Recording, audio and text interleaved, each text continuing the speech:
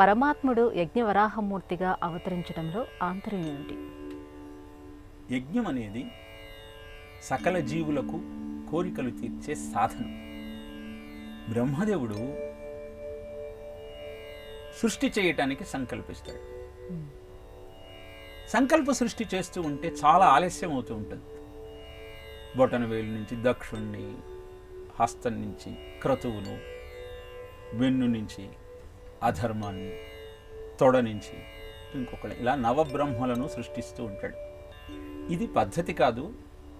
సంకల్ప సృష్టి ద్వారా ఆలస్యం అవుతోంది కాబట్టి మైథున సృష్టి ద్వారా తొందరగా సృష్టి క్రమాన్ని పెంచుదామని సంకల్పించి స్వయంభూ శతరూపలు ఇద్దరిని తన దేహం నుంచి సృష్టిస్తాడు. వాళ్లకు సృష్టిని పెంచమని ఆదేశం జారీ చేస్తాడు. స్వయంభూ తపోదీక్షలో ఉన్నటువంటి బ్రహ్మదేవుడికి వచ్చి, మీరు సృష్టిని చెయ్యమన్నారు కానీ భూమి కనపడటం లేదు అనగానే, అప్పుడు భూమి నీళ్లలో మునిగి ఉన్నటువంటి సత్యాన్ని గ్రహించిన బ్రహ్మదేవుడు ఆ స్వామిని ధ్యానం చేస్తే, అద్ధి అంగుష్ట మాత్రంబుతోడ జననమంది వియత్తల స్థాయి అగుచు క్షణములోన భూరి గజ ప్రమాణమయ్యే అక్కడి జనులకు అద్భుతముగా అని రాస్తాడు. అంటే ఆ బ్రహ్మదేవుడి ముక్కు నుంచి యజ్ఞవరాహమూర్తి ఆవిర్భవించాడు. దీని అంతరార్థం ఏమిటి అంటే, సృష్టి చేయటానికి, సృష్టిని పెంచటానికి స్వయంభూ శతరూపలిద్దరూ సంసిద్ధులయ్యారు. మరి సృష్టి ద్వారా వచ్చేటువంటి జీవులకు ఆధారం ఏమిటి? వారి కోరిక తీర్చుకోవాలి అంటే సాధనం ఏమిటి? వారు ఆనందంగా బ్రతకటానికి అవసరమైన ఆయుధం ఏమిటి అంటే యజ్ఞమే. కఠిన సటాచటోత్కట జాతవాత నిర్ధూత జీమూత సంఘాతమగుచు క్షురనిభ సునిశిత పుటాహత చలత్ ఫణిరాజ దిగ్గజ ప్రచయమగుచు చండ దంష్ట్రోత్త వైశ్వానరార్చ స్రవద్రజిత హేమాద్రి విశృంభమగుచు ఘోర గంభీర గుర్ఘుర భూరి నిస్వన పంకిలాకిల వార్ధి సంకులముగా అడరు సంరక్షణ క్షోణి యజ్ఞగోణి అని వర్ణిస్తాడు అక్కడ. అంటే ఆయన జూలు విదిలిస్తే ఆ వేగానికి ఆకాశంలో మేఘాలన్నీ కమ్ముకున్నాయి. ఆయన గిట్టెల రాపిడికి ఆదిశేషుడు అష్టదిగ్గజాలే భూమిని భరించలేక ఆశ్చర్యపోయారు.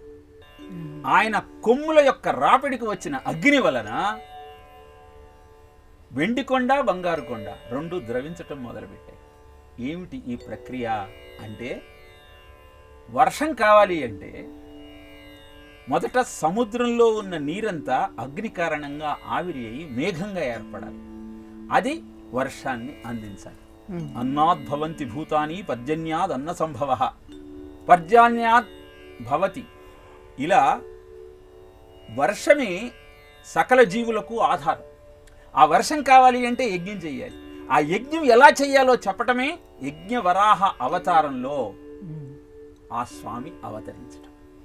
అందుకే యజ్ఞవరాహమూర్తిగా ఈ శ్వేతవరాహ కల్పంలో ఆ స్వామి ఆవిర్భవించి యజ్ఞ ప్రాశస్త్యాన్ని మనకు తెలియచేస్తూ జీవితాన్ని యజ్ఞమయం చేసుకోమంటూ మనకు మార్గదర్శకం చేశాడు. అందుకే మీరు మొట్టమొదటి తిరుపతికి వెళితే ఎవరిని దర్శనం చేసుకుంటారు? వరాహమూర్తిని. ఎందుకని వరాహమూర్తిని దర్శనం చేయాలి అంటే, మొట్టమొదట పోయి పుష్కరంలో స్నానం చేస్తాం. స్నానం చేయటం వల్ల, పుష్కర స్నానం వల్ల ఇంద్రియాలన్నీ శుద్ధి అవుతాయి. తరువాత యజ్ఞవరాహమూర్తిని జ్ఞానప్రియార్ అంటారు. అంటే జ్ఞానాన్ని ప్రసాదించేవాడు. ఈ జీవితం ఎందుకో, ఈ జీవితాన్ని యజ్ఞమయం చేయటం వల్ల అందుకోగలిగినటువంటి అందలమేమిటో అన్నీ వివరించేవాడు ఆ యజ్ఞవరాహమూర్తి. అటు తర్వాత ఆనందనేలోకి వెళ్తే ఆ పరమాత్మ సందర్శనం ద్వారా నీకు నిజమైన ఆనందం ఏమిటో అవగతమవుతుంది. అది యజ్ఞవరాహమూర్తిలోని